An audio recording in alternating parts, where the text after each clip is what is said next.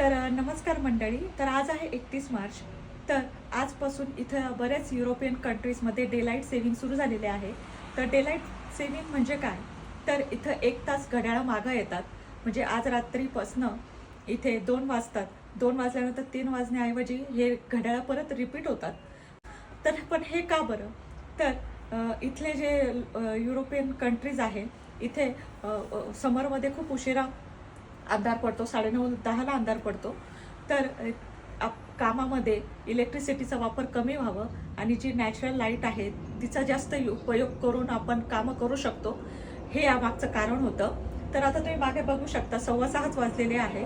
इथं थंडीमध्ये 5:30ला अंधार पडायचा आणि त्यात तिथे आज खूप पाऊस आहे आणि वातावरण पण बघू शकता तुम्ही. त्यामुळं नाही तर खूप छान उजेड असतो.